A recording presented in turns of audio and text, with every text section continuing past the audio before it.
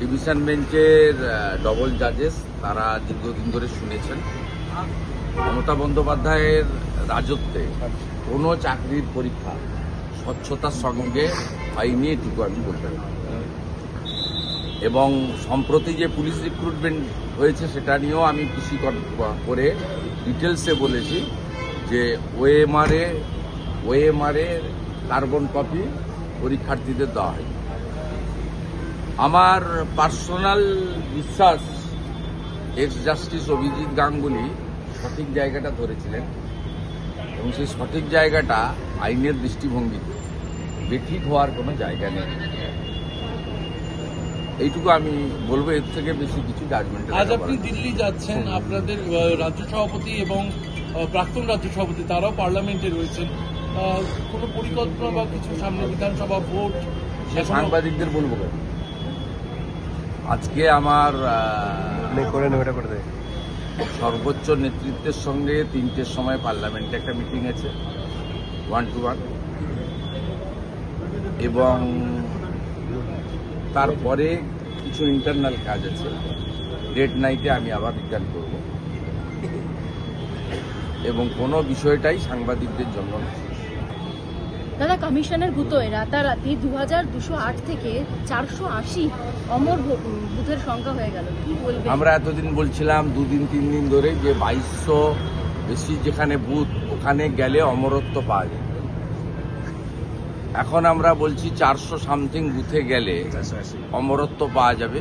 ওখানে জমি কিনুন, বাড়ি তৈরি করুন, এবং যারা চান বাবা মা শতায়ু হোক, 75 বছর পেরিয়ে গেছে বা হয়েছে, তারা ওইখানে গিয়ে বাড়ি কিনে থাকুন, 100 পেরিয়ে যাবে আপনাদের। মমতা বন্দ্যোপাধ্যায়ের চমৎকার উন্নয়নের পাঁচালী, এটাও উন্নয়নের পাঁচালীর একটা অংশ। 26-এর ভোটে বঙ্গজয় করতে এবার সংঘের প্রবাস মডেল ভরসা করছে বিজেপি। না, আমি বলবো না, তো আপনি শুনে বলছেন সূত্রের কথার উত্তর দেন।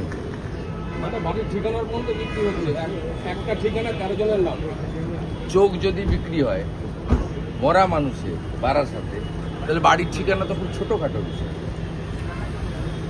3 দিন আগে সুব্রত গুপ্ত মহোদয় যখন গেছিলেন ফলতাতে, সেখানে সানু বক্সি ভিডিও আর জাহাঙ্গীর তার ভাইরা ভাই বিজেপির প্রতিনিধি দেখিয়ে দিয়েছে, এই লোকটা বিজেপির প্রতিনিধি, এই লোকটা সিপিএম এর প্রতিনিধি, এই লোকটা কংগ্রেসের প্রতিনিধি, অল পার্টি মিটিং করে দিয়েছে।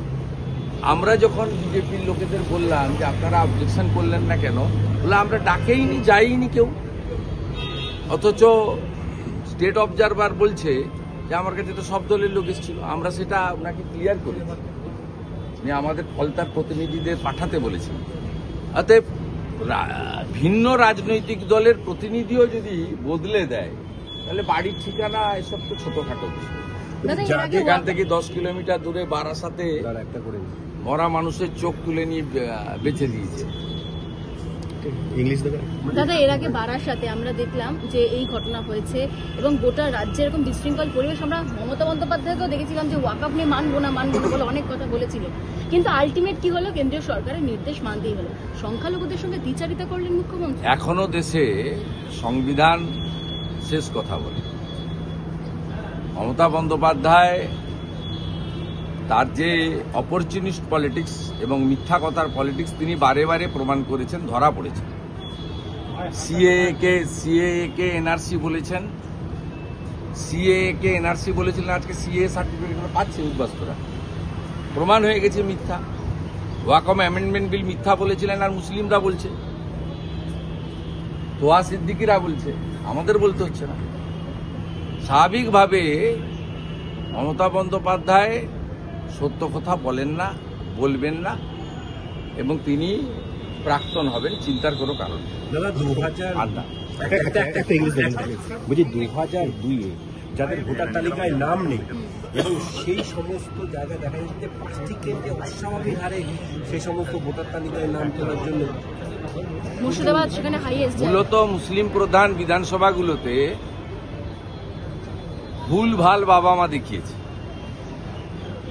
কারণ আপনাদের এটা হিন্দু মুসলিমের বিষয় নয়, হিন্দুদের ক্ষেত্রে আপনি দেখবেন ওই বাবা মায়ের নামের সঙ্গে ছেলে মেয়ের নামের সারনেম নামের মিল থাকে। মুসলিমদের ক্ষেত্রে সেই সুযোগটা ওরা কাজে লাগিয়ে হাফেজুলের বাবাকে সিরাজুল করেছে। হাফেজুলের অরিজিনাল বাবার নাম মফিজুল, ধরা পড়বে। Initially, ইউএআইডি খুব শক্ত ব্যবস্থা আছে, ধরা পড়বে। there were 2,200 booths where no death were found. Now it is decreased. How it is possible? Due to the special observer, state observer, they are now working. And the main principal opposition party, we BJP raised our voice day before yesterday. I, along with my party colleagues and 50 BJP MLA, we raised our voice strongly. The huge malpractices happened during the entry, especially 26, 27, 28 November. A section of BLOs, AERO, DRO, including some DMs, they huge malpractices. We want transparent, fair voter list.